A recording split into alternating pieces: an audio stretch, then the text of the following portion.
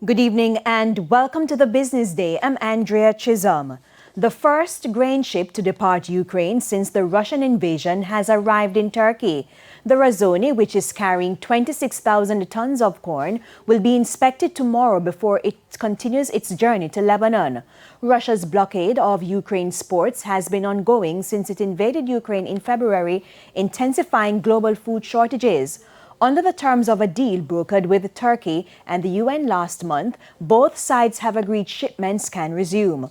Ukraine said its naval vessels will guide cargo ships through waters which have been mined. In his usual evening address on Tuesday, President Volodymyr Zelensky said he wanted to see grain exports become regular again. Loan quality in the local financial sector declined in 2021.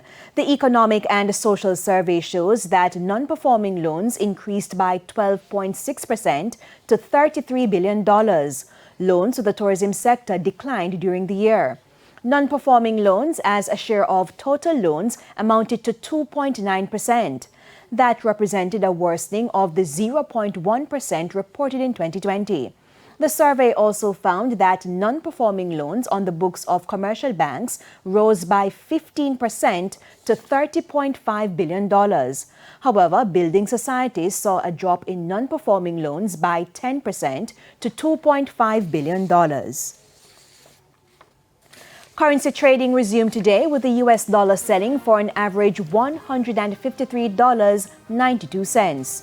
$120.33 is the going rate for the Canadian dollar and $186.17 for the pound.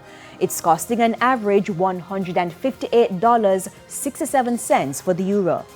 And to the stock market now, the JSE index declined by 3,818 points today, while the junior market index lost 14 points. Among the winners, 138 Student Living Jamaica, Indus Pharma Jamaica, Elite Diagnostics, Berger Paints Jamaica, and CAC 2,000.9% preference cumulative redeemable preference shares.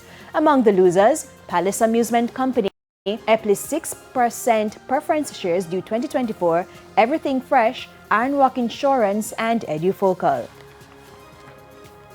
And that's it for the Business Day. I'm Andrea Chisholm. Good evening.